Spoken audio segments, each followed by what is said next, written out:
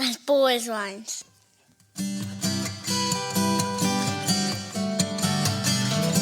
As bold as lions.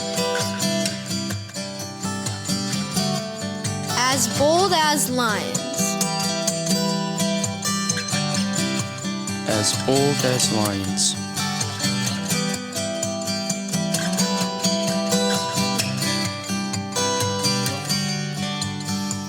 You're listening to the As Bold as Lions podcast.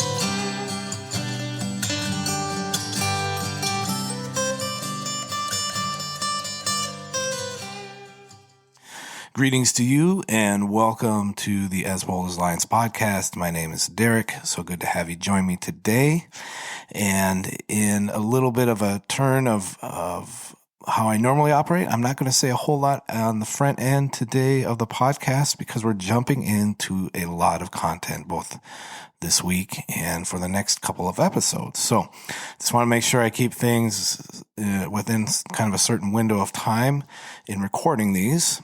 And just to set things up a little bit quickly today, coming into the beginning of this year, 2022, end of last year, I wanted to embark on a series. I just had kind of a title in mind. There was nothing too much fleshed out and figured out beyond that.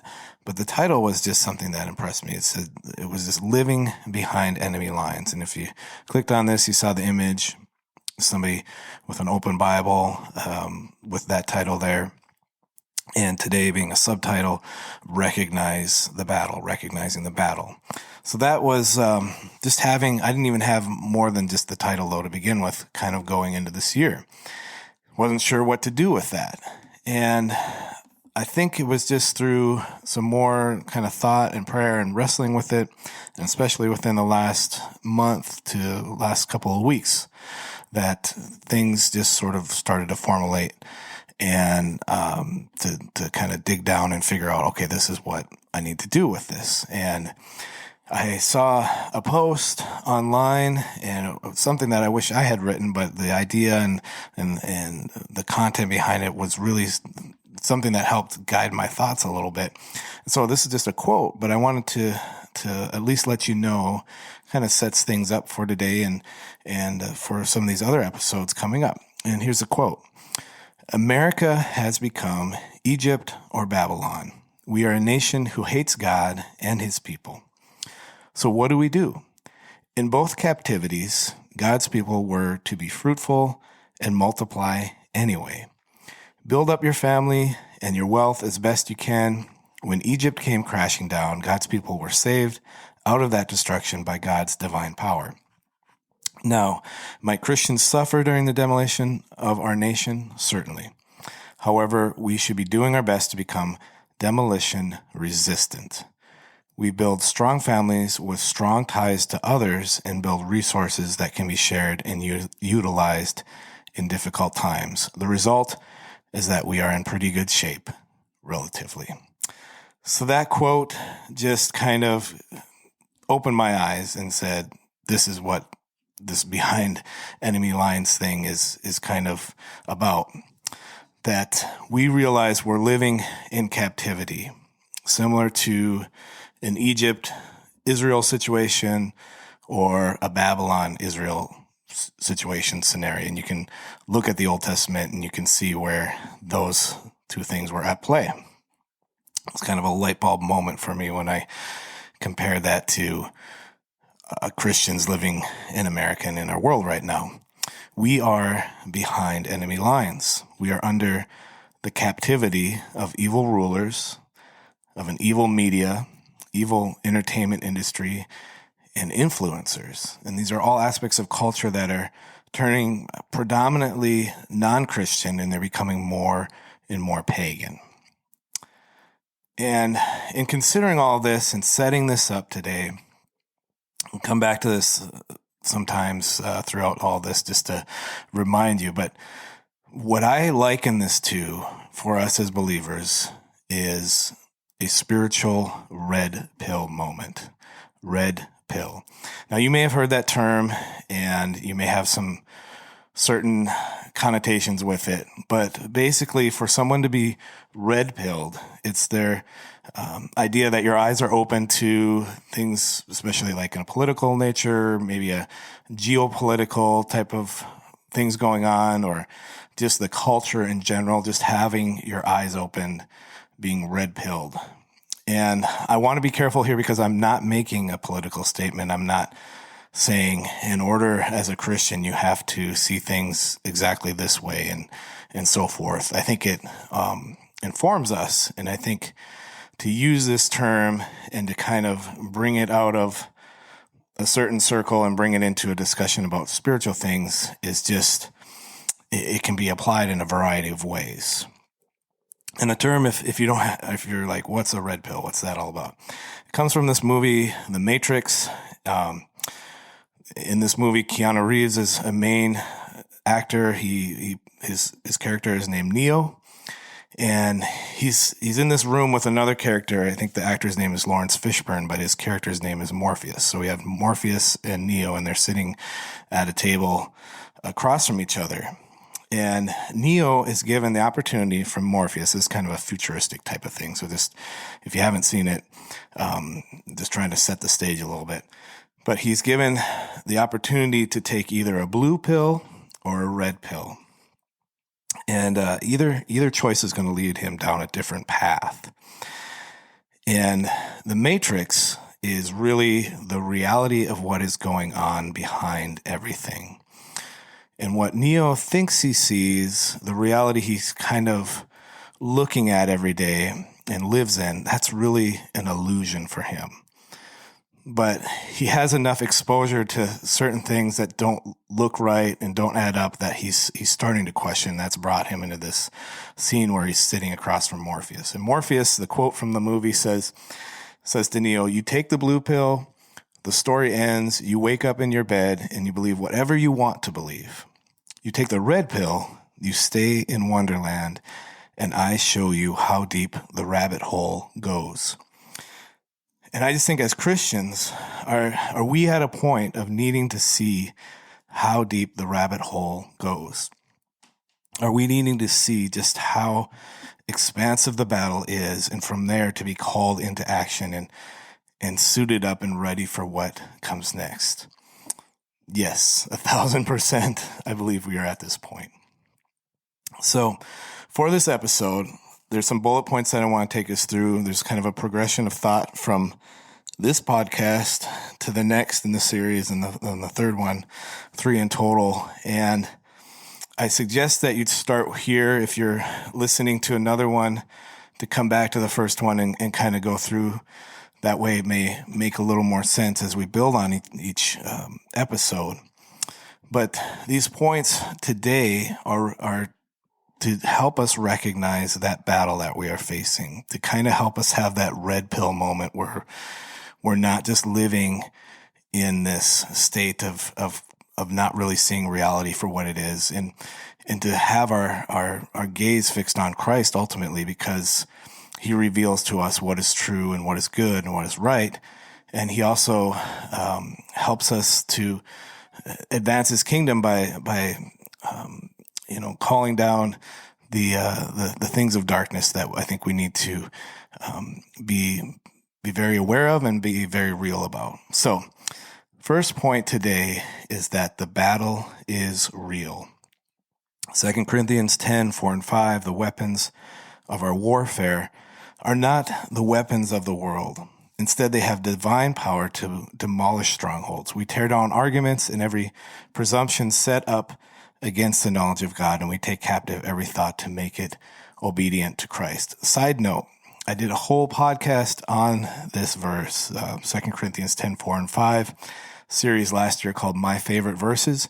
You might want to go back and check that out. It's called Fighting with the Right Weapon. I love that verse. I love just the truth that we proclaim in that the weapons of our warfare are our prayer and the word, and realizing what the battle is, what we're up against. And I think we have to recognize that we are in spiritual warfare. What is taking place in the world around us, it can seem like unprecedented evil. But in reality, it's always been there. If you look at this idea of paganism, and really, I think that's just godlessness. That's just an absence of God. That's just man trying to find his own way, making himself his own God, and doing whatever pleases him. Just sin for the sake of sin in many ways. And if you look in the Bible, if you go back to as early as Genesis, and you see Sodom and Gomorrah, and you see the time of Noah and the Tower of Babel, all these things where there's just rampant evil. And, if you look at Noah, if you look at Lot, there's people that still persist in these times, Abraham, who are righteous, who have not bowed the knee to this culture. What's some of the defining things of the culture? Things like sexual misidentity, a lack of value for life, and just an insatiable appetite for increasingly wicked things. And I think we can see that today in our own culture, just on the headlines that we see and we read. And it's really the desire to seek to commit sin without consequences and without repercussions. As man exalts himself, as he believes that he is his own God, it's to have his own standard, and maybe there isn't even a standard because you just do whatever pleases you, what satisfies you. And at the end of the day, there shouldn't be any consequences, any morality that really applies to those things. We have to see that the enemy we are fighting in this battle he is after the souls of men. And we stand in his way because Christ reigns in us, and we have the Holy Spirit inhabiting us. And just kind of a side note to that, as you think about end times and you think about Jesus, at whatever point the church is raptured out and how evil things kind of just go from there and ramp up, or like we're not even seeing anything now compared to what it will be like. But as the Holy Spirit is within those believers and those souls who are raptured out, you have the absence of the Holy Spirit then on the earth, and perhaps giving some restraint to those things. So right now, Satan knows he's got a barricade and a blockade between what he would like to do and what he can do right now. And a lot of that is the Holy Spirit residing in you and I as believers. So it applies then that we're in the battle, whether you know it or not, whether you like that reality or not, you are in the battle. Congratulations, you're there. Here's a sword. Let's go. And just another point on this, kind of a subpoint to this first point, the battle being real, is that our fight is not against flesh and blood. Just getting back to that verse in 2 Corinthians. It's against principalities and evil forces that exalt themselves against Christ. And we see what is going on. We think, well, our battle's against this person or that person, this, the government, or this thing in Hollywood, or, whatever we see. Like, we think the battle is this physical person that we have to come against, or an entity. When in reality, it's against these forces of darkness that are using these people and acting through them. And these people are acting out and acting upon evil impulses, and they will be held accountable. Yes, they will. They will be judged, and this isn't to negate their responsibility in what's going on. But we have to realize that Satan is behind all of it. He is the prince of the air. And this verse from Ephesians 2, chapter 2, verse 2, says, "You used to live in sin just like the rest of the world, obeying the devil, the commander of the powers of the unseen world. He is the spirit at work in the hearts of those who refuse to obey God." So just kind of setting the stage here as we talk about recognizing the battle, realizing that this is real. This is happening. This is what we are up against. Second point is that the stakes are high. 1 Peter 5, verse 8, be sober-minded, be watchful. Your adversary, the devil, prowls around like a roaring lion, seeking someone to devour. Here, if we're realizing we're in the battle, but we don't take any action on our part, we're really just allowing ourselves to walk in defeat. If we don't do anything to walk this out, and there'll be more on this in the coming episodes, but to not take action, I believe, is disobedience, and we're already committed. We're already in the game. We're already given the tools to advance and press against these evil forces, and so God is calling us to take up that sword and be obedient. The church and many Christians, and I've talked about this a lot, we've played it safe for a long time. And here's kind of where that red pill moment comes in again and is important as we move forward, that we have to see things clearly as they are and not how we pretend them to be. Why has the church played it safe? Well, I think we've been just too afraid of the culture, too afraid to lead and be a transformative force in this world, in our nation especially. And if you look at different issues, you can look at things as clear as abortion, where we've allowed this curse really to be on our land because of innocent blood that we've shed. Another one would be gay marriage, homosexuality. And by legalizing those two things, by saying these are the law of the land, that these are, again, in a pagan sort of undertone, that we're saying these are okay, we have opened the door to so many other things. And I think if you look at abortion, now we're talking about when is it acceptable, abortion being wrong in itself, but now talking about when is it okay, even after a child is born, to end that life, talking about infanticide, really, which to be at that point is just crazy, right?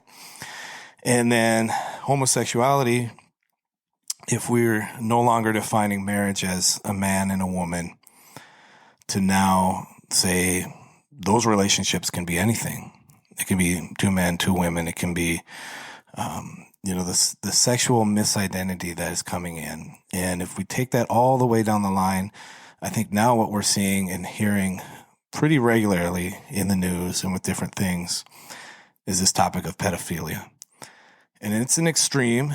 Gay marriage is already a sin, is already homosexuality defined as that. Abortion already something that doesn't uphold the sanctity of life, but these things are then carried to an extreme position. And they're curses, I believe, that have been brought in by not valuing life, not safeguarding the institution of marriage. But what's the bigger issue? Well, Satan wants to keep pushing the envelope and wants to kind of just go into darker and darker types of behavior.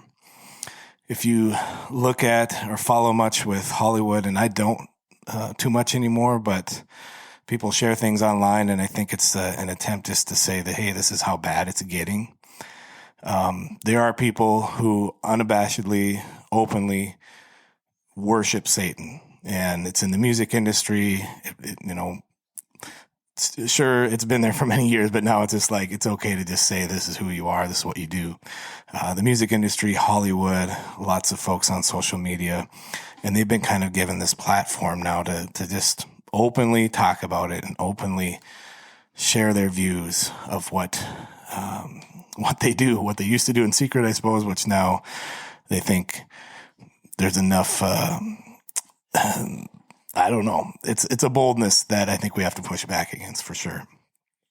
And I don't think it's the mainstream of thought. I don't think culture is to that point yet, but the media has given it such a loud voice and allowed it to be amplified to the point where, you give a small minority a megaphone, it's going to sound like everybody's doing something and this is what everybody believes when it's not. And Satan knows that his time is short. Revelation 12, verse 12, therefore rejoice, O heavens, and you who dwell in them. But woe to you, O earth and sea, for the devil has come down to you in great wrath because he knows that his time is short. It's an awesome promise, but it also reminds me that, hey, Satan knows that this doesn't end well for him, but in the time that he has, the window that he has for wickedness to abound and for all these things to kind of culminate and just grow, he's going to keep pushing and keep pushing.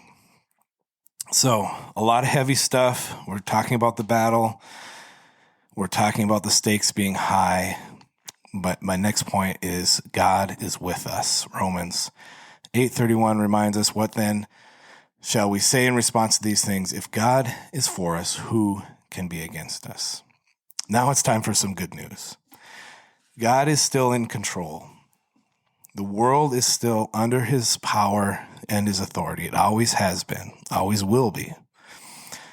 And so no matter where we're at in this timeline, if we're talking about the last days and we're in that progression or not, God has a plan.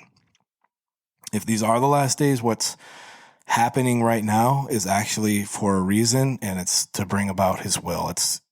I've heard other people online say you can't stop it. Like it's happening. There's no way to hold it back. It's going to happen. And even what the enemy has meant for evil can be used for good. Remind ourselves, remind me, remind you that God watches over his own. Psalm 91, 5-7, you will not fear the terror of the night, nor the arrow that flies by day, nor the pestilence that stalks in darkness, nor the destruction that wastes at noonday. 1,000 may fall at your side, 10,000 at your right hand, but it will not come near you. And I'm going to plug one more podcast from last year, the Summer of Psalms series, and I talked about Psalm 91. I love that psalm. There's some amazing, tremendous promises in that. Go back and listen to that if you get a chance. The title of it was Our Refuge and Fortress. That was the episode, Psalm 91. But as we talk about being in captivity and we're under an evil rule and under a wicked culture, we know that Israel already existed in that context. We're going to get into this some more, but what did the nation of Israel do during this time? Well, they raised families, they amassed wealth, they grew into this mighty nation, and they stayed true to the Lord while persisting in the culture.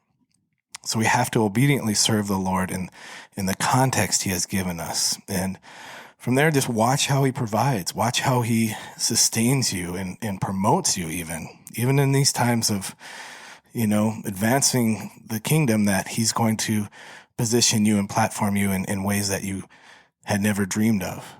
And it's a pattern that I've seen in scripture, and it's still being played out today. So believe that God still works that way and that he is with you. He is for you. Stay true to him. Hold on to him. Final point today, as we have covered a lot of ground here and trying to catch my breath because I want to try to keep this limited to a certain time, but to get in everything that I want to say. Final point is that we must realize we are not alone. 2 Kings 6:17, and Elisha prayed, "Open his eyes, Lord, so that he may see." Then the Lord opened the servant's eyes, and he looked and saw the hills full of horses and chariots of fire all around Elisha. I've been in these books of 1st and 2nd Kings and Chronicles this year, kind of just going through my own just regular Bible reading plan. And I love these stories of Elijah and then Elisha, who comes after him. And Elisha is with his servant, and they're in a place where they're surrounded by an army that's coming against them. And his servant is looking out and seeing this coming army, and just he's getting afraid. He's like, he knows their lives may be on the line here. And in this moment, Elisha already knows he's a just a deep man of God, deep man of faith, and he's seen the Lord do amazing things, and he's a prophet. But he knows that God is with him, and he prays for his servant's eyes to be opened. And then, his eyes to be open so he can see who's really standing with him. Because even though there's this army coming in and that looks like all there is, this physical battle, there's this spiritual one at play. And the servant doesn't see all that until the Lord answers Elisha's prayer. And then he sees, oh, wow, we've got this whole mighty army on our side of angels. And I think in this last point to realize that we're not alone, we have to see that the enemy wants us to be scared and afraid and to thinking that we are alone, that no God can rescue you now. Things are so bad and it's done. And there's no one else who believes what you believe. You're on an island to yourself. You are the last of your kind, that kind of a thing. And in order to preserve your life during this time, you should really just be silent. Just keep it in the lines. Don't say too much. Don't be too bold. Don't, put that Bible away, put all that Christian talk, keep that to yourself. And those are all lies. But I think we feel them every day because we see how bad things are getting and we're tempted to believe them. We have to have our eyes spiritually opened. And that's getting back to kind of this red pill moment where we see both sides of the battle here. Yes, we can see the evil that's going on. We can kind of get stuck on it and be like, wow, it's so bad. And things have changed so much in such a short period of time. And we can kind of, I guess, more in the past and more in maybe what's ahead and get just kind of stuck on that. But we also have to see that God is up to something.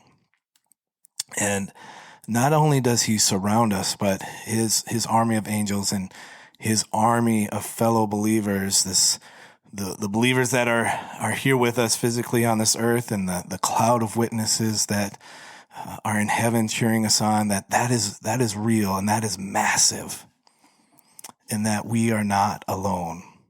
No matter how bad things get, we are not alone. We have others who are with us they're prepared to go to the end with Jesus. And I think we have to just consider that. We have to make up in our minds right now the decision that we would make, so that if it ever came down to that, it will be automatic later. Lord, I will stand for you no matter what comes. Thank you for being with me and going before me.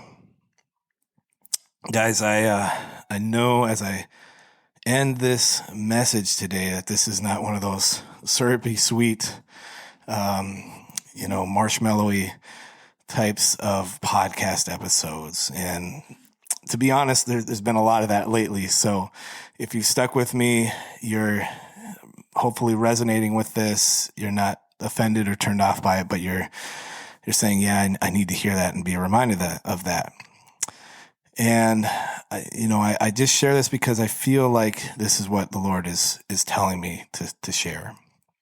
Even putting a title in my mind, which is living behind enemy lines. What does that mean, God? Well, it didn't mean as much even 3 or 4 months ago as it does right now, where I'm like, okay, yeah, I know what I need to talk about. I know what you're telling me to share, and we're going to do that. So next week, we are going to get a little bit more into what the actual call looks like for us as we kind of start unwrapping this. For right now, my main goal is just to identify that battle that we're in. It's real. It's underway. You're in it. And some are already convinced. You're listening. You're like, that whole red pill thing you're talking about, that eyes open, seeing things for what they are and how they are. I'm there with you. We're in a battle. I get it. But there's others here who it's a leap for them a bit to say, yeah, we're in a battle. Okay, maybe, maybe we're just kind of in a rut here and just things will get better. And, I'm not here to judge you however you respond to this. I'm not here to lay some kind of forced conviction upon you and just make you feel bad or anything like that. I'm not going to do that. just remind you that Jesus said, watch the times, watch the seasons, be aware. Readiness and having that awareness is a biblically sound practice, I think. And part of my own awareness is looking back at my 40 plus years of life and seeing the changes that I've had in my own life. And noticing just how far we've gone down a wayward path. We've gone and accelerating now, obviously, but it's changed a lot. And you may fear for your family. You may want to hide from it all. Maybe that's part of just you're not accepting this idea that we're in a battle because you're afraid. You want to protect your family. You don't want bad things to happen. And I get that. But I'm going to ask you to be bold and say, in spite of that, don't choose fear. These are exciting times, and they're a time when our faith can grow by leaps and bounds. And nothing has to stop just because we are in a war. It's all the more reason to live your life on purpose and on mission, instruct your kids, raise them up right, have some meaningful conversations because their faith's going to grow as well. I just want to challenge you with that, wherever you're at as you receive this, however you're processing it through. All in all, I love you guys. I'm praying for you as you contemplate all these things. If there's ever a certain way that I can pray for you specifically, I'd love to hear from you. My email, which I've shared before, info@derekcharlesjohnson.com. You can get a hold of me there. And finally, just please forward this on, pass this along to other people that you think would resonate with it and benefit. And be sure to tune in again next week as we continue to discuss living behind enemy lines. Wrapping it all up here, tried to keep it as succinct as possible. Thank you for your grace in listening to this. Ephesians 5:15 through 17, be very careful then how you live, not as unwise, but as wise, making the most of every opportunity because the days are evil. Therefore, do not be foolish, but understand what the Lord's will is. God bless. Hey guys, this is Derek Charles Johnson. You have been listening to the As Bold as Lions podcast. I am a blogger, a songwriter, an artist. And if you've been encouraged by this podcast, please go ahead and subscribe and share, and head over to derekcharlesjohnson.com for more encouraging content. God bless.